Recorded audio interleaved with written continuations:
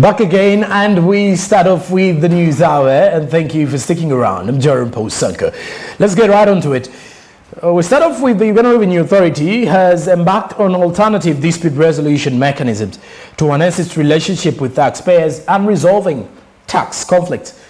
Alternative dispute resolution refers to the use of mechanisms other than the conventional methods like courts to resolve disputes.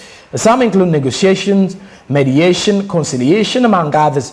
According to Patience Tumusime, the Commissioner of Legal Services at the Uganda Revenue Authority, over 1 trillion is tied up in court processes between the tax body and the taxpayers. Pedison Mumbere reports.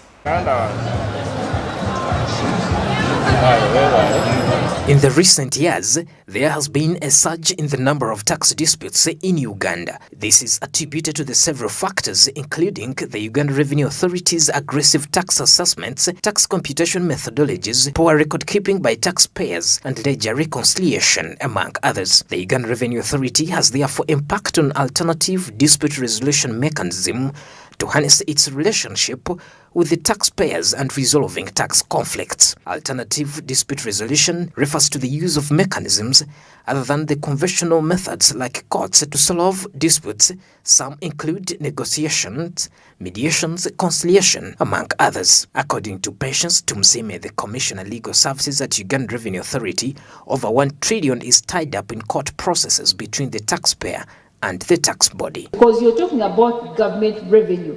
Government needs money to be able to run its programs. Government needs money to be able to sustain all the promises that have been made to the citizens. But also it is in a recognition of the fact that do not use the court process to delay government revenue. Because many of the disputes that indeed that people take to the different courts, they know, I actually do not have a case. But because I know how the court system runs, a case can be in the process even for over 10 years. Within the 10 years, I am actually holding that government revenue, and I'm doing so much with it, and yet I should be paying it up front. So it is against that we say, no, when you're going to court now, first assess and see, is this a case really that deserves to be before the tax appeals tribunal or even the high court for that matter thereafter. A tax dispute generally arises when there is a disagreement between the taxpayer and the Uganda Revenue Authority on the tax payable. Traditionally, the system of dispute resolution, for example, court, has been the most commonly used approach. However, this system poses several challenges, including increasing in-case backlog, affects government revenue collection. It is also time-consuming, costly, and creates unpredictability. Fiona Nabasa, President, Uganda Law Society, is saying that much as Uganda Revenue Authority is doing better, but it should strengthen its system to avoid tax disputes. Time I was paying for a permit, a driving permit, and they have all these complicated tag numbers, the tags, permit number. I think the permit has a range, there are ranges. So I paid in the wrong range. And then they told me, no, you have to pay again. So I said, okay, but since I've paid in the wrong range, can't I get a refund? They said, no, if you need the permit now, you need to first pay now, then you make a claim. And I made a claim, and that money didn't come through. So we need to tighten those screws in the system. Because if people don't trust assessments, disputes are not going to be resolved easily. The other thing also, if there's a trust issue, we have to find out where is this mediation, where is this alternative dispute resolution going to happen? Is it going to be a place that the ordinary Ugandan thinks is safe? Is it going to be a place where I feel that if I go, I will be heard? The first problem we have as taxpayers is the issue of the numerous assessments we get, to the extent that some taxpayers actually fear to open their emails whenever there's an email from URA.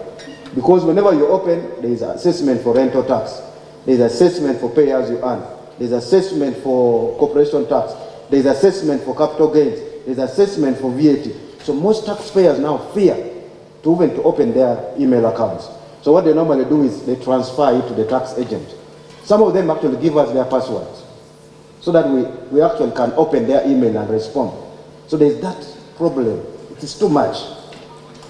The second problem we have is that one of agency notice. When we have a dispute with URA, before the dispute is resolved, the agency notice is sent, and normally it is sent on Fridays. Yes, URA, we make mistakes here and there, but the URA has grown, and I think we now have very professional staff. If you look here, one of our core values is professionalism. And this, it is not just a word that is here on the blackboard. It is a word in recognition that, yes, the staff, these assessments that we are raising, can they be tested in the courts of law? Can they be tested in the tax appeals tribunal? And that is what we have said, that even when you have these resolutions now, are you able to sustain this case? Like many speakers have said, I think Fiona and Mr. Kuja have also alluded to it, you have different levels from the time the assessment is raised to the time when you actually maybe file the case in the tax appeals tribunal. So along that now, there are many lines of discussions that happen. First of all, with you, the assessor, but then if you do not agree, you actually have an objections team. This is a separate team, by the way, Solomon. It is not the same team that would have looked at the matter. Once that is done, then they're able to look at the case and say, is this matter sustainable? Then that is when you probably go to a tax appeals tribunal. But even then, you then involve different levels, different heads of departments are involved in these discussions. But it is all making sure that the cases which we actually sustain in court are defendable. And I can assure that over the years, our success rate has improved. We've been ranging between a 75% to 80% success rate. What that means is that all the cases that we have in our court system, Uganda Revenue Authority has actually won about 80% of them. So what does that mean? That yes, to a large extent, the assessments that we have are actually defendable. They are not just assessments for the sake of raising revenue, no. Because we also recognize that we must do our work in a very professional manner. We must apply all the principles in interpreting these laws. Godfrey Akena, a proud taxpayer, raised concern about interest and penalties that comes along with the tax clearance certificate. In principle, a tax clearance certificate is issued by Uganda Revenue Authority only to a taxpayer who has regularly complied with the tax obligations. And getting tax clearance certificate is almost next to impossible. Reason being that every ledger we have with the URA has some penalty and has some interest which we cannot explain as taxpayers. The thing gets system generated. We have a lot of it. So whenever you come for a tax clearance certificate as a taxpayer or representative of taxpayers, we don't get it because there is some penalty or interest. We don't know how it came about. So that's another problem we have. Another problem connected to that is ledger reconciliation. Sometimes you pay through the bank, but that payment you've made is not reconciled with the ledger system in the URA. So you can clearly in your system, you know you paid all your taxes. But when you come here, you've not paid any.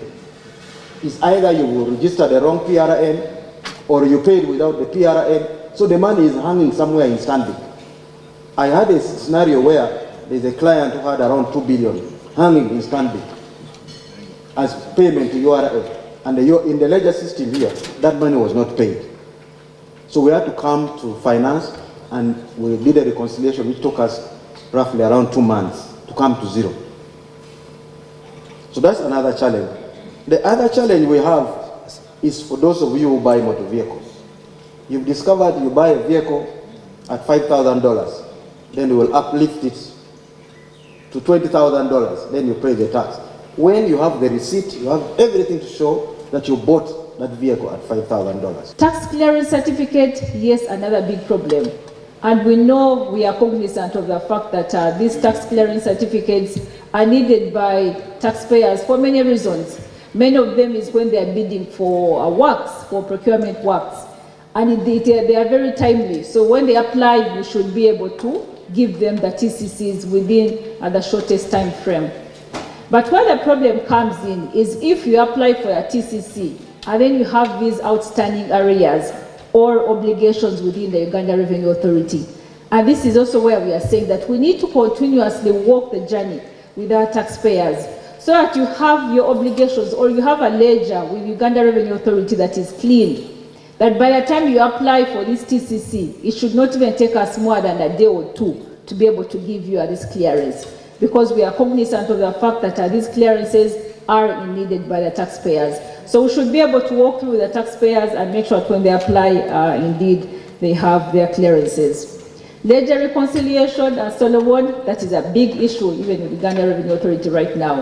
Yes, we recognize that the ledgers, some of them have caused a number of disputes, and indeed we have a number of cases, even in the High Court, in the Tax Appeals Tribunal, arising from the incorrect ledger balances that we are having.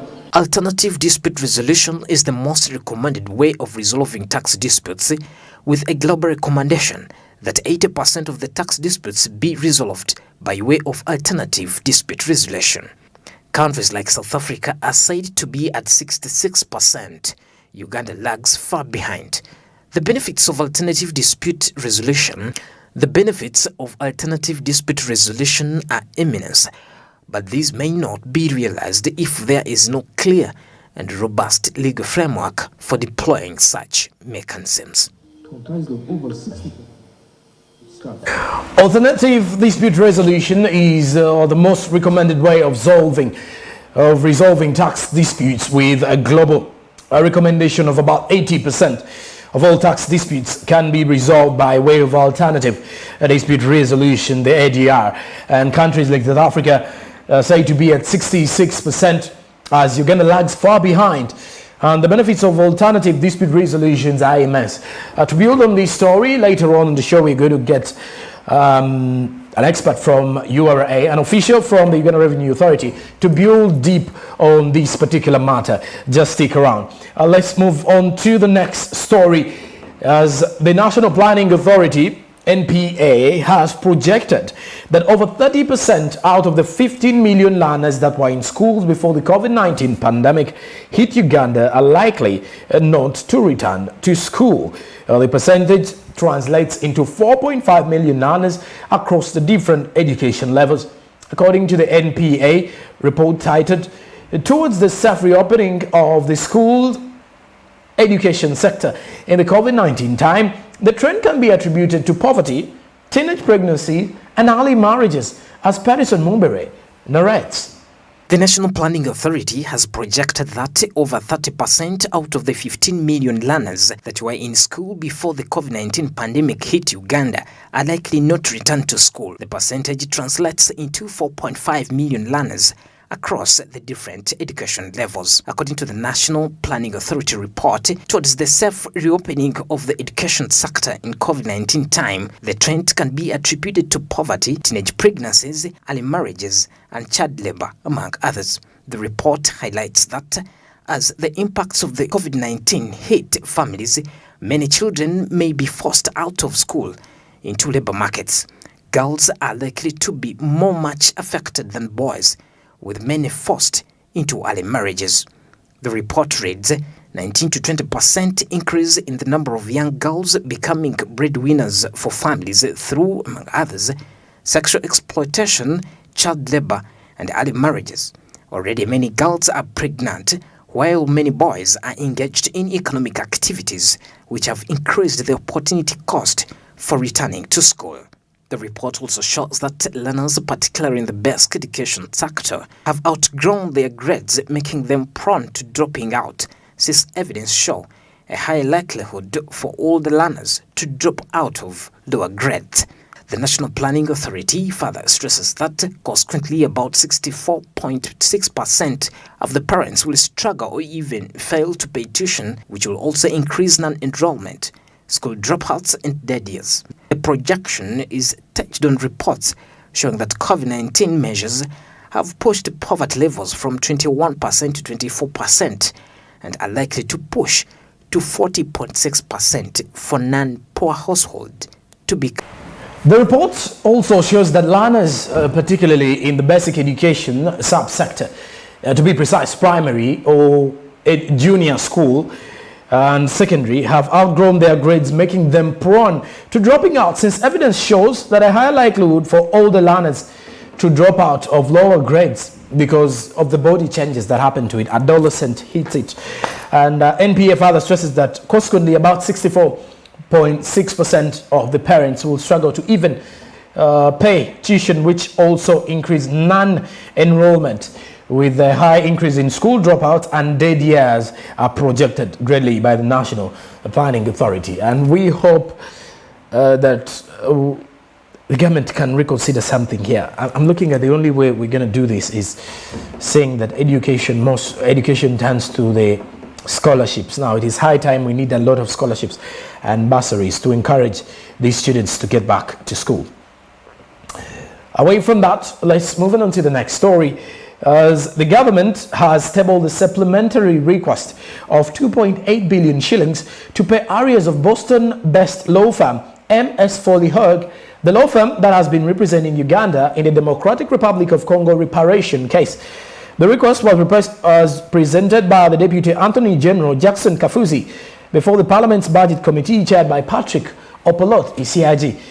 According to Kafuzi, since 1999, when the Democratic Republic of Congo filed a case against Uganda in the International Court of Justice with various allegations arising from the 1998 to 2003 conflict, the renowned firm Foley Hoag, which has been representing Uganda in this case, has never been paid the 2.8 billion shillings due, although Democratic Republic of Congo initially claimed 23.5 billion US dollars in losses, but in 2015, when the matter was referred back to the court, the claim reduced to 13.5 billion US dollars. But Uganda has continued to insist that the claim is excessive, unreasonable, and not backed by evidence, among others. Kafuzi said that the firm has been engaged in all these court battles until now, as the country awaits final judgment following a successful oral hearing in April this year. He says that the legal fees for the firm, owned by co-managing partners Kenneth Leonetti and Jeffrey Collins, is still outstanding, which may cause a bad image if it is not paid, as Uganda can be taken to court for this. Kafuzi said that at every stage there has never enough funds to cover the fees, and actual were never predictable because the services rendered depended on the schedules and tasks set by the International Court of Justice. The Butambala MP Muwanga Chivumbi tasked the Attorney General to account for so far how much they have injected in the Democratic Republic of Congo reparations case. He says for several times Uganda has been tabling financial requests for the same case, and they are yet to understand why are we still filing for it. Kafuzi also confirmed that they owe MS Curtis Uganda shillings 2.9 billion Uganda shillings in legal fees and expenses incurred during the course of Uganda's court battle with Rift Valley railways.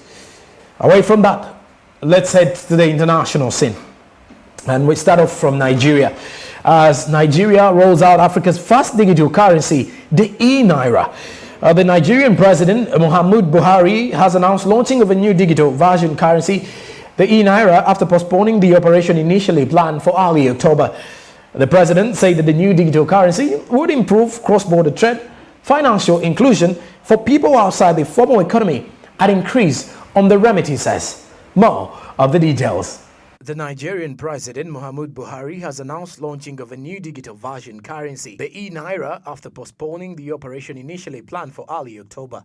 With this launch, Nigeria, Africa's largest economy in terms of GDP and the continent's most populous country, over 200 million inhabitants, is a pioneer on the continent alongside Ghana, which has been testing its e-Cedi as a new means of exchange since September. The president said the new digital currency would improve cross-border trade, financial inclusion for people outside the formal economy, and increase remittances. Originally scheduled for October 1st, the launch of the e-Naira had been delayed by the central bank, citing the country's independence anniversary celebrations. Cryptocurrencies are widely used in Nigeria, ranked in 2020 as the third largest user of virtual currencies in the world after the United States and Russia by a study from specialist research firm Statista. With cryptocurrencies, Nigerians are mainly looking to escape the constant depression of the Naira in recent years. They also make it easier for them to receive money from the diaspora or move their savings out of the country. Central banks around the world are looking to create digital versions of their currencies, known as CBDCs, in response to the growth of online payments and to compete with cryptocurrencies that are beyond the control of governments and global regulators. With this launch, Nigeria, Africa's largest economy in terms of the gross domestic product and the continent's most populous country with over 200 million inhabitants, is a pioneer on the continent alongside Ghana, which already initiated the e-Cedi. That is the electronic cedi as a new means of exchange since September. So e-Cedi, Cedi is the official currency for Ghana. Cryptocurrencies are widely used in Nigeria, which was ranked in 2020 as the third largest user of virtual currencies behind the United States and Russia. That is coming in from a study from specialist research firm Statista. With cryptocurrencies, Nigerians are mainly looking to escape the constant depreciation of the naira in the recent years. They also make it easier for them to receive money from the diaspora or move their savings out of the country. So you've been seeing Nigerians online trying to advertise and market the Bitcoin and their trading companies that deal with cryptocurrencies. So mainly you can see the picture where Nigeria and Ghana are also heading out there to venture into crypto. Away from that, let's wind up our news hour with a trip down to Kenya as the fuel import costs rise 5 times over in just 19 months. The cost of importing oil into the country has grown by nearly fivefold in just 19 short months, putting the oil-dependent markets such as Kenya under pressure. According to the tracking of Marban crude oil prices, the price of a single barrel of crude has moved from an average of $17.66, which is 1,971 Kenyan shillings in April last year, to a high of $84.24 US, which is 9,401 Kenyan shillings as of last week, which shows a rapid or a sharp increase in fuel prices in Kenya. More of the details. The cost of importing oil into the country has grown by nearly fivefold in just 19 short months, putting oil-dependent markets such as Kenya under pressure. The astronomical rise in the import costs is said to exert more pressure on the government to caution Kenyans against the runaway oil prices. According to the tracking of Marban crude oil prices, the price of a single barrel of crude has moved from an average of $17.66 in April last year to a high of $84.24 as of Wednesday this week. For instance, the petrol price stabilization mechanism, which first took effect in April this year, is expected to face an elasticity test in the next few months as global oil prices continue to push up the selling. Even with the cushioning plan in place, Kenyans are already facing the highest fuel costs, the litre of petrol retailing a premium of 129.72 Kenyan shillings, while diesel and kerosene costs presently average 110.60 Kenyan shillings and 103.54 Kenyan shillings respectively. In the aftermath of low global oil prices, Kenyans paid a low of 83.33 Kenyan shillings per petrol in May last year, while diesel and kerosene costs stood at 78.37 Kenyan shillings and 79.77 Kenyan shillings respectively. The spike in global oil prices has been occasioned largely by rebounding demand for the commodity following the reopening of world economies after the onset of the COVID-19 pandemic. The rebounding demand has nevertheless been unmatched by supply as oil producers maintain a stringent hold on the output to recover yields lost to the low valuation of the commodity for large parts of 2020. On Thursday, the extended arm of oil producing and export countries, OPEC, snapped pleas by US President Joe Biden to raise oil output to deal with the current high energy costs, sticking with their original plan of only adding 400,000 barrels of oil per day to output. The spike in global oil prices has been occasioned largely by rebounding demand for the commodity following the reopening of world economies after the onset of the COVID-19 pandemic.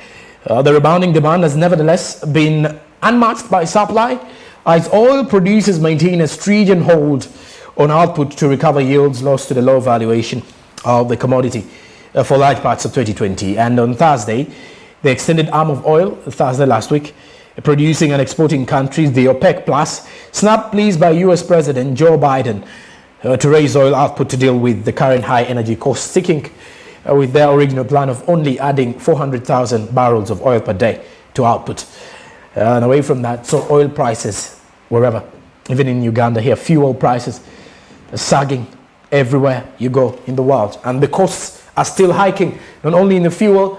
With the world trying to recover in terms of the economy, you do expect some of the things to be happening because most of the economies want to recover by 2025. And for a steady recovery, you need to give them another full year of expecting a number of low costs, because it's just like most of the economies were taken back 2 years. We're actually lagging we're actually driven to 2 years back. So they have to recover for 2 years ahead. I'm Joram Paul Sonko. I'm coming back with an interview. We're going to discuss more of the matters regarding the electronic receipting and invoicing system of Uganda Revenue Authority, the penalties, what you need to know about it, more and more. This is your driving force of business, and we are Smart 24 TV. This is Smart Mains Business. We'll be back shortly.